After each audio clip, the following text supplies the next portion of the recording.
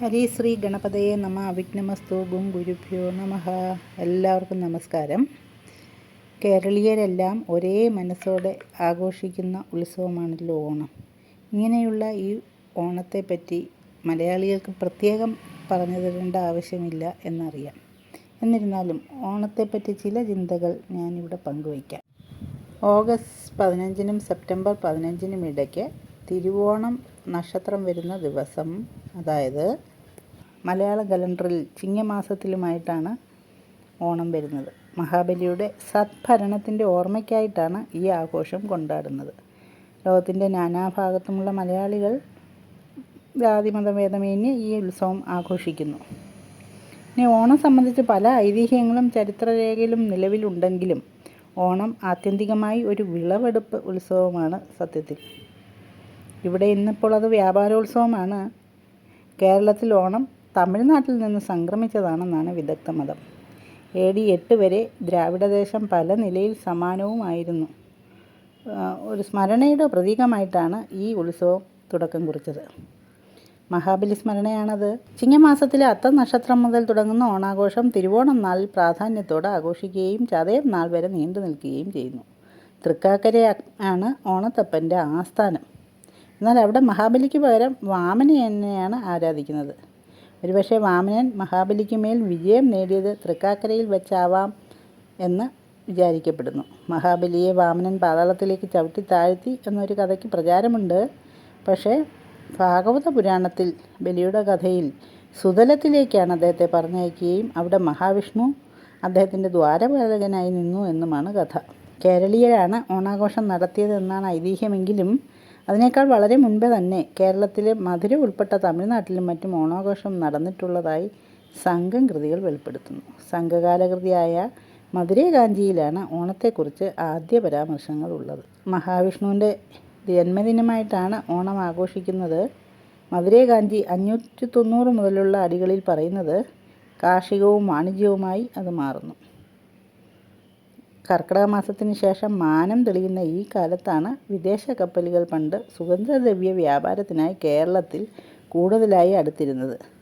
അങ്ങനെ സ്വർണം കൊണ്ടുവരുന്ന ഈ മാസത്തെ പൊന്നിൻ ചിങ്ങമാസമെന്നും ഓണത്തെ പൊന്നോണമെന്നും വിളിക്കാനുള്ള കാരണം ഇതാണ്.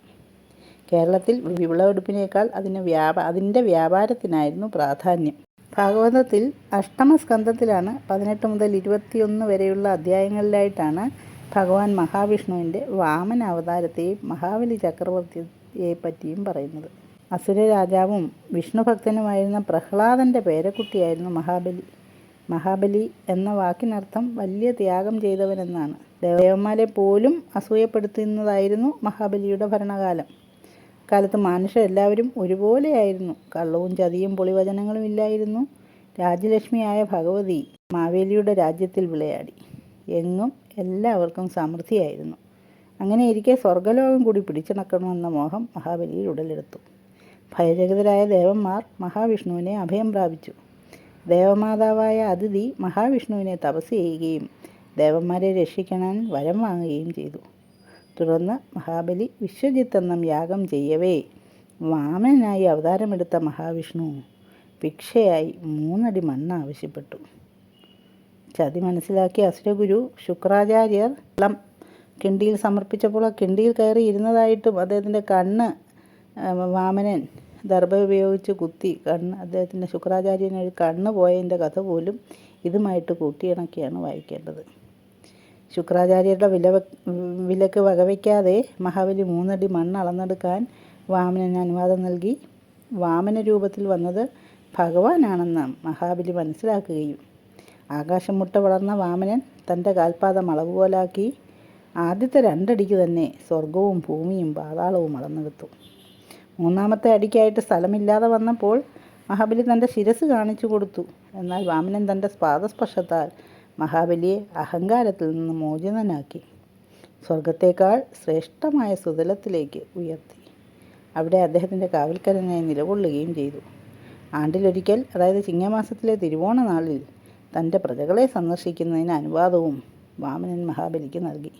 അങ്ങനെ ഓരോ വർഷവും തിരുവോണ നാളിൽ മഹാബലി വാമന സമേതനായി തൻ്റെ പ്രജകളെ അദൃശ്യനായി സന്ദർശിക്കാൻ വരുന്നു എന്നാണ് ജനങ്ങളുടെ ഇടയിലുള്ള വിശ്വാസം.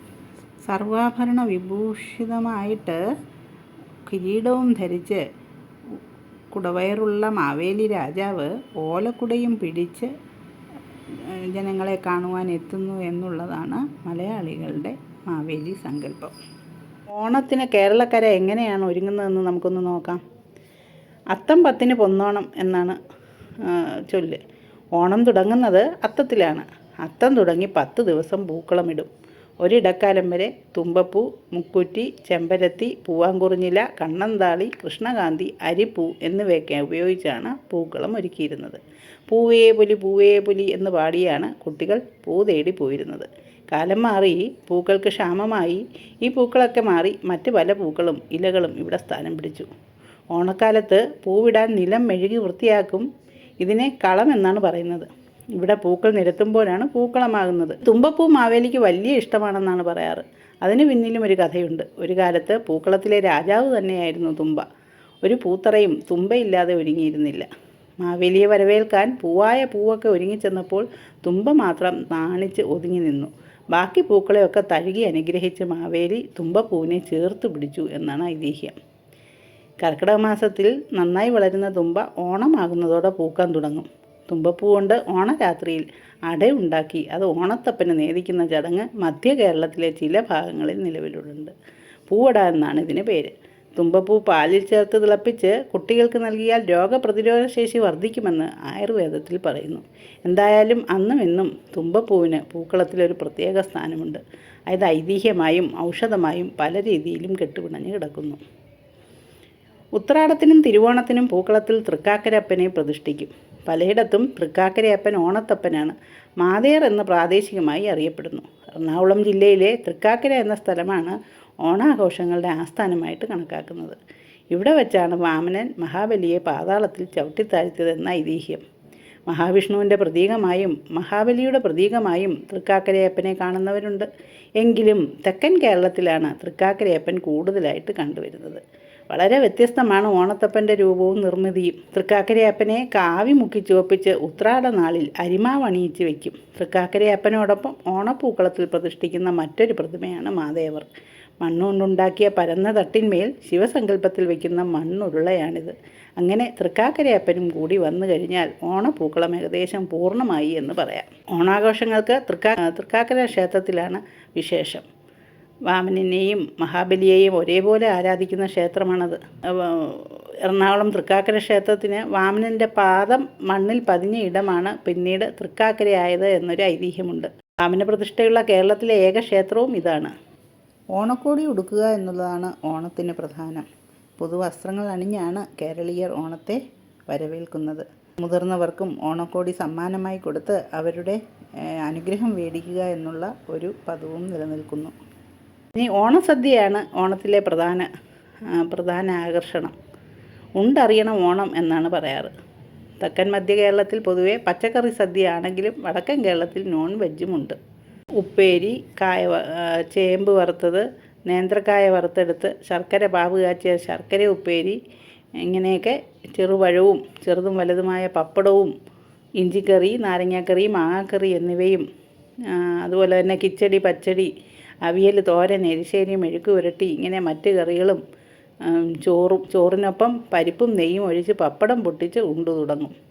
അത് കഴിഞ്ഞാൽ ചിലയിടങ്ങളിൽ പായസം വിളമ്പാറുണ്ട്. സാമ്പാറുണ്ട്. അതിന് ശേഷം പിന്നെ പുളിശ്ശേരിയോ കാളനോ വിളമ്പും. പായസങ്ങളിൽ ആദ്യം അടപ്രഥമനാണ് വിളമ്പാറ്. പായസങ്ങളിൽ രാജാവാണ് അടപ്രഥമൻ.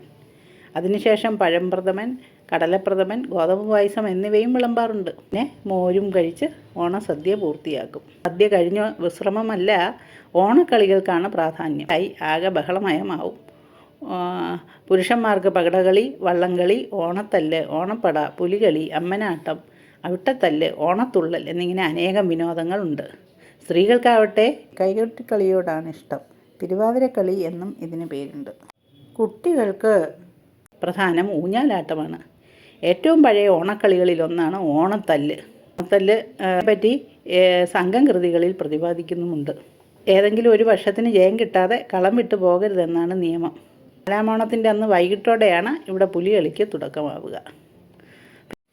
ഓണക്കാലത്ത് നടക്കുന്ന മറ്റൊരു പ്രധാന വിനോദമാണ് വള്ളംകളി. കേരളത്തിലെ ഏറ്റവും പഴക്കമേറിയ നദീവള്ളം ഉത്സവമാണ് ആറന്മുള വള്ളംകളി ഓണക്കാലത്താണ്. ഓണത്തിന് ഉത്രട്ടാതിക്ക് അന്ന് പമ്പാ നദിയിൽ നടക്കുന്ന വള്ളംകളിയാണ് ആറന്മുള വള്ളംകളി അഥവാ ഉത്രട്ടാതി വള്ളംകളി എന്ന പേരിൽ അറിയപ്പെടുന്നത്.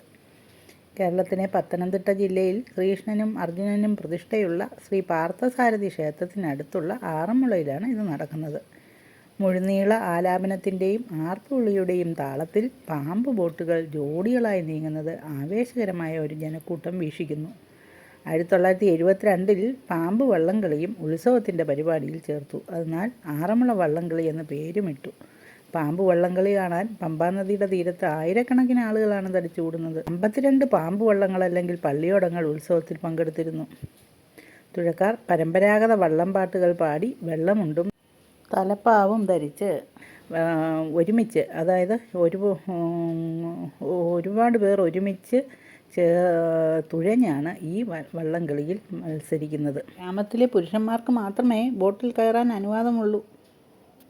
കരനാഥൻ, അതായത് ഒരു കാരണവർ ആദേയൻ അമ്പുവിൻ്റെ കീഴിൽ ആജ്ഞാപിക്കും. ഗ്രാമനേതാവാണത്.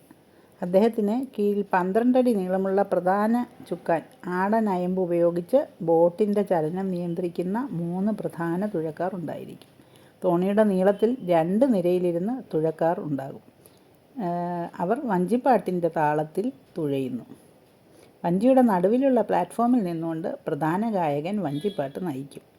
ഏതാനും ഗായകർ പ്രധാന നേതാവിനൊപ്പം ഉണ്ടായിരിക്കും. മറ്റുള്ളവർ തുഴച്ചിൽക്കാർക്കിടയിൽ നടുവിൽ നിൽക്കും. വഞ്ചിപ്പാട്ട് പാടിക്കൊണ്ടാണ് അവർ വള്ളത്തെ നയിക്കുന്നത്. വൃത്താകൃതിയിൽ അവർ തുഴകൾ ചലിപ്പിക്കും. സാധാരണയായി കുചേലവൃത്തം വഞ്ചിപ്പാട്ടിൽ നിന്നായിരിക്കും അവർ പാട്ടിന് ഉപയോഗിക്കുന്നത്. ഇങ്ങനെ ഉത്രട്ടാതി വള്ളംകളിയോടുകൂടി ഓണാഘോഷങ്ങൾക്ക് ഒരു സമാപനം നടക്കുന്നതായിട്ടും കരുതാം.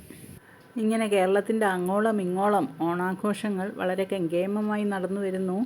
ഇങ്ങനെ ഈ ഓണാഘോഷങ്ങൾ ദർശിച്ചാൽ തന്നെ കേരളക്കരയുടെ സാംസ്കാരിക പാരമ്പര്യം മനസ്സിലാക്കാം എന്നുള്ളതിനാൽ തെക്ക് നിന്ന് വടക്ക് വരെയുള്ള ഓണാഘോഷങ്ങളെപ്പറ്റി ഒരു ചിന്ത ഇനി അടുത്ത വീഡിയോയിൽ പറയാമെന്ന് വിചാരിക്കുന്നു. എല്ലാവർക്കും ഇഷ്ടപ്പെട്ടു എന്ന് കരുതുന്നു. ഇഷ്ടപ്പെടുകയാണെങ്കിൽ സബ്സ്ക്രൈബ് ചെയ്യുവാൻ മറക്കല്ലേ. നന്ദി, നമസ്കാരം.